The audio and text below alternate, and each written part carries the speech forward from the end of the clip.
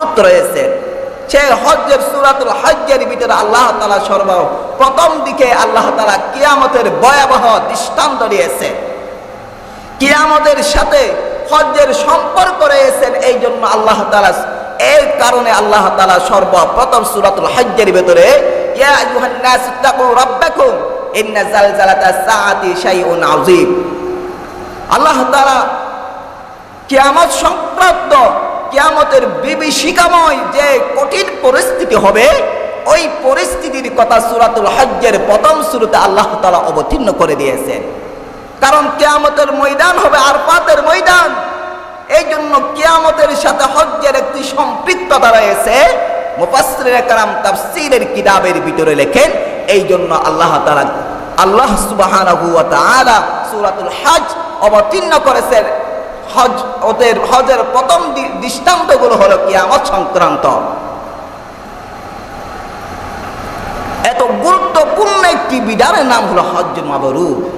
এই হজ সম্পর্কে আমাদেরকে শিখতে হবে। হজের মাসাইল ফাজাইল গুলো আমাদেরকে জানতে হবে। হজের সম্পর্কে আল্লাহ রাসূল সাল্লাল্লাহু আলাইহি ওয়াসাল্লাম বলেন, আল হজ্জু মাবরুর লাইসা লাহু মা জাযাউন ইল্লাল জান্নাহ। যেই ব্যক্তি হজ পালন করলো তার জন্য আল্লাহ তাআলা জান্নাত নির্ধারণ করে রেখেছেন। সুবহানাল্লাহ। যেই ব্যক্তি একটা উমরা অথবা দুইটা উমরা করলেন, ইউকাফিরু মা বাইনাহুমা, উভয় বছরের পরে যত গুনাহ করেছেন, দুটি উমরা হজের মাঝখানে যত গুনাহ করেছেন, সমস্ত গুনাহ আল্লাহ তাআলা মোচন করে দেবেন। সুবহানাল্লাহি ওয়া বিহামদি। এত গুরুত্বপূর্ণ একটি বিধানের নাম হলো হজ। সেই হজ থেকে আমরা গাফেল। হজের জন্য টাকা খরচ করতে আমাদের কণ্ঠবোধ হয়, আমাদের হৃদয়ে রক্তকরণ হয়, আমাদের শরীরে লেগে যায়, এত টাকা কেন আমি আল্লাহর রাহে আল্লাহর রাস্তায় খরচ করব। ফি হাজরিন, হজ আমরা অতি সত্ত্বে আমরা হজ পালন করার ইচ্ছা পোষণ করব। হজের শাব্দিক আবিধানিক অর্থ হলো ইচ্ছা পোষণ করা, সংকল্প করা, ইরদা করা। হজ্জের পারিভাষিক অর্থ হলো নির্দিষ্ট মাসে নির্দিষ্ট সময়ে নির্দিষ্ট স্থান জিয়ারত করাই, কিছু সুন্নাহ মোতাবেক কিছু আমল করার নাম হলো শরীয়তের পরিভাষায় হজ বলা হয়। এই হজগুলো আমাদেরকে করতে হবে। এর প্রতিদান আল্লাহ তাআলা নিজেই দেবেন। আল হজ্জু আশহুরুম মা'লুমাত। এই হজ্জের মাস একটি মাস অতিবাহিত হয়ে গেছে। হজ্জের মাস হলো 3 মাস, শাওয়াল, জিলকদা, জিলহজ। জিলহজ মাসের 12 দিন আর বাকি 2 মাস। এখন 1 মাস অতিবাহিত হয়ে গেছে। শাওয়াল মাস শেষ, জিলকদ মাসের শুরু আজকে 2 তারিখ অথবা 3 তারিখ হবে। ফি হাজরিন, গুরুত্বপূর্ণ এই মাসগুলোকে আমরা গুরুত্ব দেব। তার ফাজাইল মাসাইল সংক্রান্ত অবস্থায় জেনে আমল করার চেষ্টা করব। আল্লাহ তাআলা আমাদেরকে তৌফিক দান করুন। সকলে বলে আমিন। ফি হাজরিন, আসুন এবার আমরা হজের এই ফরজ বিধান কেন আল্লাহ তাআলা আমাদেরকে অর্পণ করেছেন, আমাদেরকে গুনাহ মাফের একটা রাস্তা আল্লাহ তাআলা জানিয়ে দিয়েছেন। এই রাস্তা হলো হজ। এই হজ নিয়ে অনেকের অ্যালার্জি হয়। হজ সংক্রান্তের যখন মাসাইল আসে, হজের মাস যখন আসে, নাস্তিকদের চুলকানি, তাদের অ্যালার্জি সৃষ্টি হয়ে যায়। বিগত সময় লতিফ সিদ্দিকীর নামে এক কুখ্যাত কুলাঙ্গার, কুখ্যাত শয়তান এই হজকে নিয়ে কটূক্তি করেছিল। আজকে তাদের কি অবস্থা হয়েছে? আজকে তাদের দৃষ্টান্ত গোটা দুনিয়া দেখতেছে, কিন্তু হজ আপন অবস্থাতে রয়েছেন।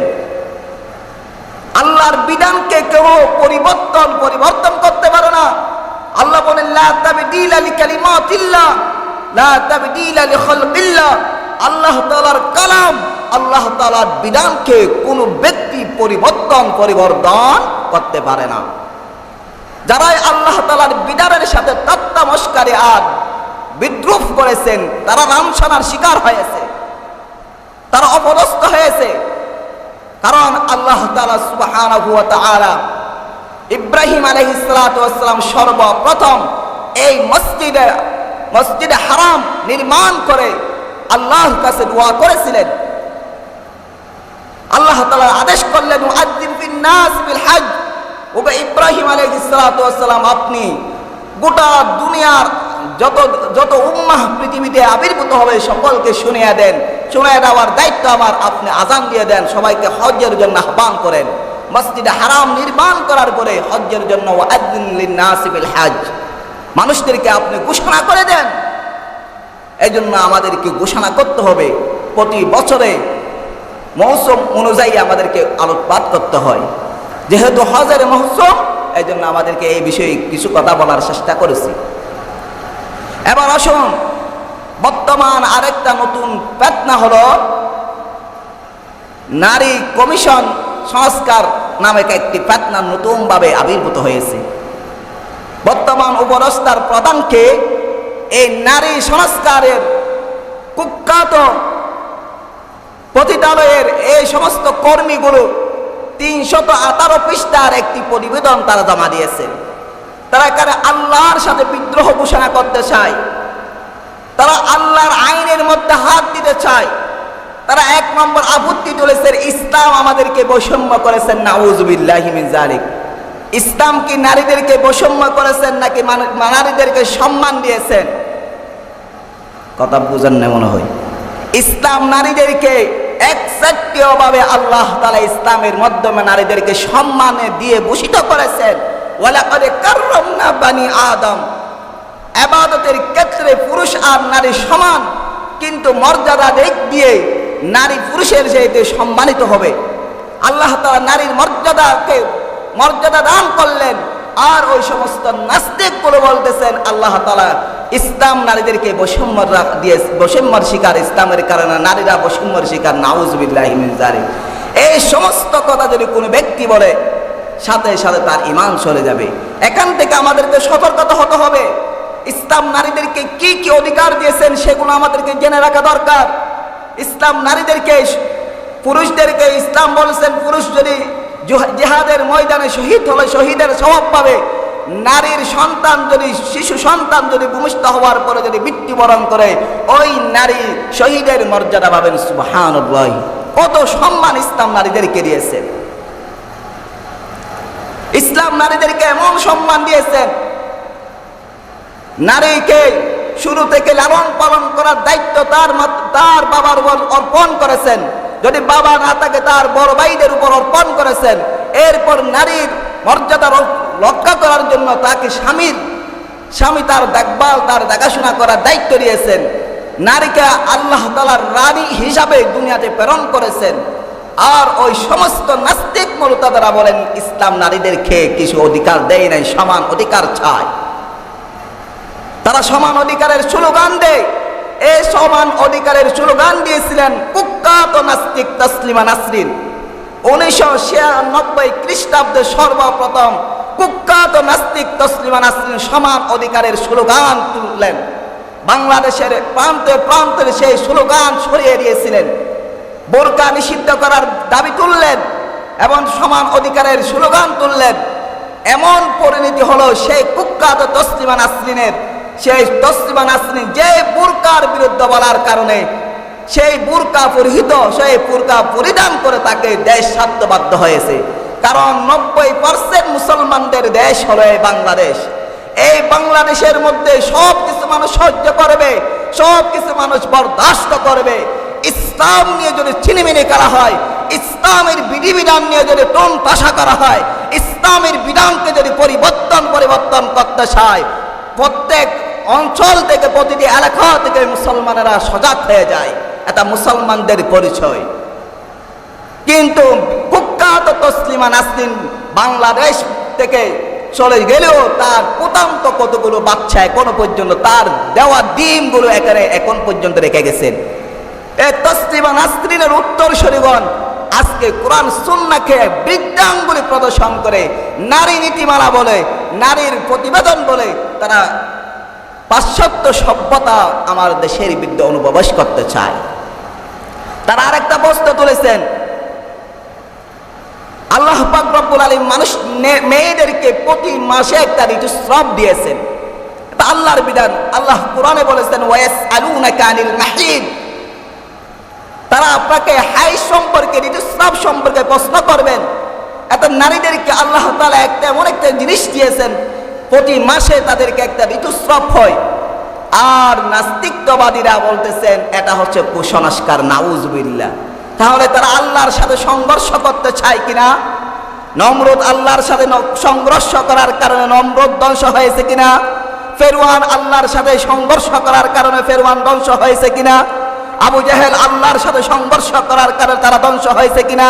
ঠিক তদ্রূপ ভাবে যুগে যুগে যারা আল্লাহর আইনকে পরিবর্তন করতে চায় তারা ধ্বংস হবে, তাদের ধ্বংস অনিবার্য।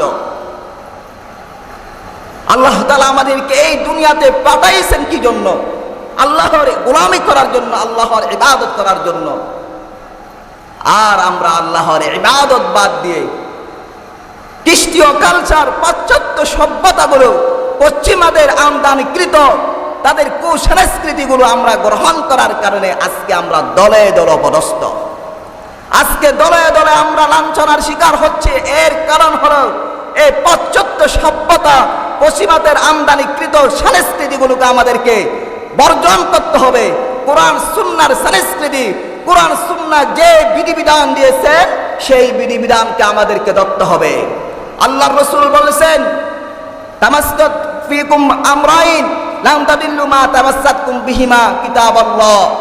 আল্লাহ তাআলা তোমাদের জন্য দুটি জিনিস রেখে গেছেন, একটা হলো কোরআন আর সুন্নাহ। এই দুইটা জিনিসকে যদি আমরা আঁকড়ে ধরতে পারি তাহলে আমরা পথভ্রষ্ট হব না। কারণ অধিকাংশ মানুষ গুমরাহের পথ অবলম্বন করবে। এই গুমরাহি পথ থেকে আমাদেরকে ফিরে আসতে হবে। কারণ এই দুনিয়া ধ্বংসশীল, এই দুনিয়া বেশি দিন থাকবে না, আল্লাহ তাআলা ধ্বংস করে দেবেন। কিয়ামত সংঘটিত হবে। কিয়ামতের জন্য আমাদেরকে প্রস্তুত নিতে হবে, আমাদের ঈমানকে তরতাজা করতে হবে, ঈমানের পরীক্ষা দিতে হবে। দুনিয়াতে আল্লাহ তাআলা আমাদেরকে পরীক্ষা দেওয়ার জন্য দুনিয়াতে প্রেরণ করেছেন।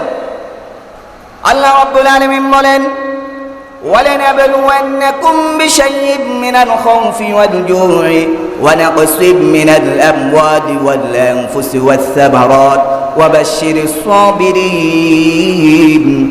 আল্লাহ রাব্বুল আলামিন বলেন, আমি তোমাদেরকে ধন সম্পদের মাধ্যমে, সন্তানের মাধ্যমে তোমাদেরকে আমি পরীক্ষা করব।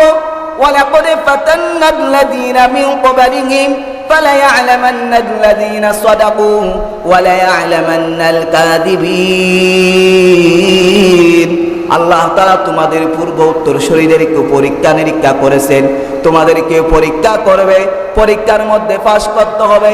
ধন সম্পদের মাধ্যমে তোমাদেরকে পরীক্ষা করবে। কারো কাছে ধন সম্পদ দিয়ে পরীক্ষা করবে। ফাআম্মাল ইনসানু ইযা মাবতালাহু রাব্বুহু ফাআকরামাহু ওয়া না'আমা। আল্লাহ তাআলা বলেন, আমি কাউকে এই ধন সম্পদ দিয়ে পরীক্ষা করি, আর কারো কাছ থেকে ধন সম্পদ ছিনে নিয়ে পরীক্ষা করি। আবার কাউকে আমি সন্তান দিয়ে পরীক্ষা করি, আবার কাউকে সন্তান চিনে নিয়ে পরীক্ষা করি।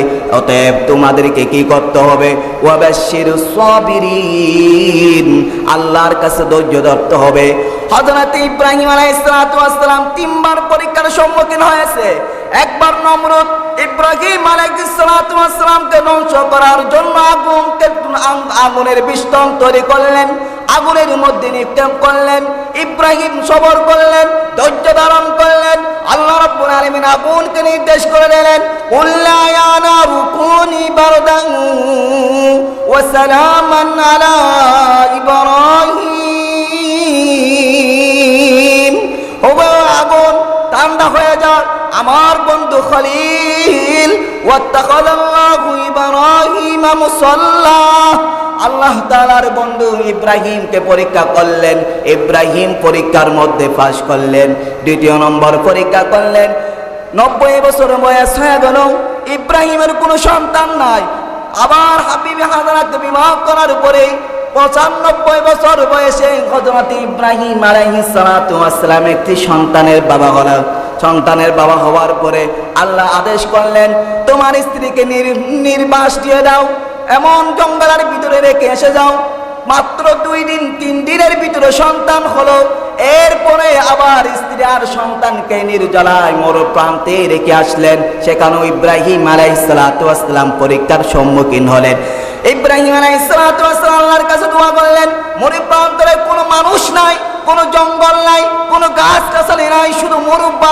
আর বালুর ভিতরে হযরত ইব্রাহিম আলাইহিস সালাতু ওয়াস সালামের স্ত্রী আর সন্তান ইসমাঈল আলাইহিস সালাতু ওয়াস সালামকে রেখে আসলেন। আসার পরে আল্লাহর কাছে দোয়া করলেন, রব্বানা ইন্নী আসকানতু মিন যুররিয়াতি বিওয়াদিন গায়রি যি জারউইন ইনদা বাইতিকাল মুহাররম।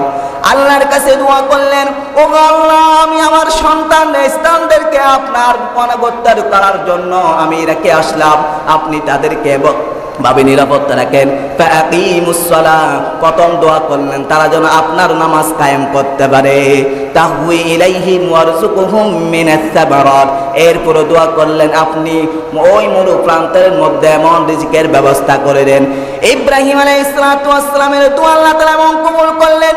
এই জন্য আল্লাহ তাআলা বলেন, ফিহি আয়াতুম বাইয়িনাতুম মাকাম ইব্রাহিম, এমন নিদর্শন আল্লাহ তাআলা বাইতুল্লাহ শরীফের পাশ আশেপাশে এমন নিদর্শন আল্লাহ তাআলা ভিত্তি স্থাপন করেছেন গোটা দুনিয়ার মানুষের